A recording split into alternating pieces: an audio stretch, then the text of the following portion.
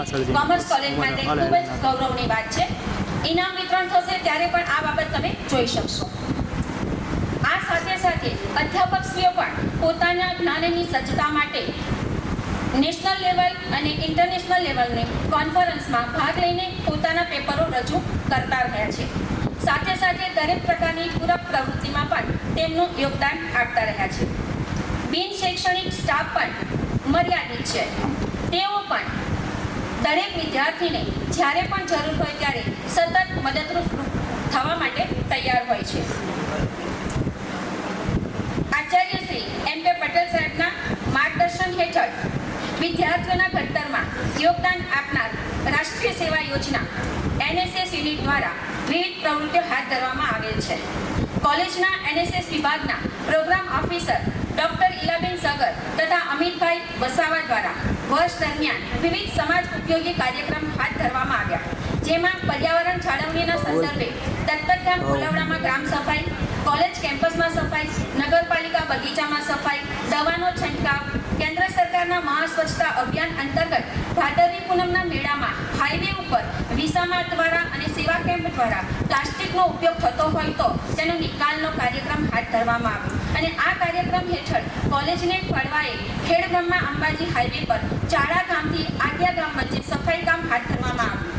પોષણ માસની ઉજવણીના ભાગરૂપે દત્તક ગામમાં સ્કૂલ અને આંગણવાડીમાં કેળાનું વિતરણ કરવામાં આવ્યું. વર્ષ દરમિયાન અન્ય કોલેજોમાં આયોજિત શિબિરોમાં સ્વયંસેવકોએ ઉત્સાહપૂર્વક ભાગ લીધો. NSSના વાર્ષિક કેમ્પ દરમિયાન એલોપેથિક, આયુર્વેદિક, નેત્ર નિદાન, પશુરોગ નિદાન, બ્લડ ડોનેશન કેમ્પનું આયોજન કરવામાં આવ્યું, જેનો ગ્રામજનોએ લાભ લઈને NSSની કામગીરીને બિરદાવી. આ સાથે ચાલુ વર્ષે રોટરી ક્લબ દ્વારા NSSની કામગીરીને બિરદાવતા ISR એક્સેલન્સ એવોર્ડથી સન્માન કરવામાં આવ્યું. જોરદાર તાળીઓ થઈ જાય. ગૌરવની વાત છે.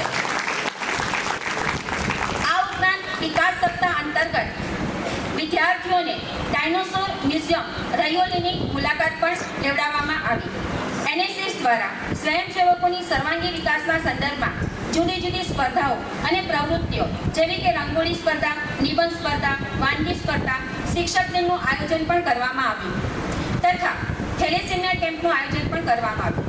ત્રિરંગા યાત્રા, આંતરરાષ્ટ્રીય યોગ દિવસ, વૃક્ષારોપણ જેવા કાર્યક્રમો હાથ ધરવામાં આવ્યા. વર્તમાન સમયને ધ્યાનમાં રાખી સાયબર ક્રાઇમ અને બેન્કિંગ વિષય પર વક્તવ્ય ગોઠવી વિદ્યાર્થીઓને માહિતગાર કરવામાં આવ્યા.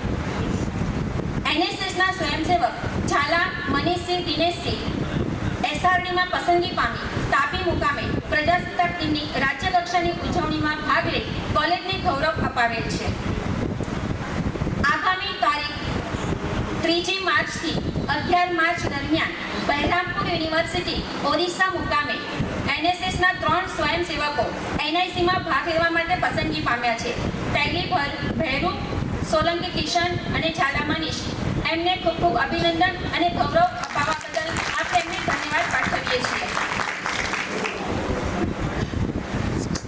NCC દ્વારા વિશ્વ યોગ દિવસ, સ્વચ્છતા રેલી, વૃક્ષારોપણનું આયોજન પણ કરવામાં આવ્યું.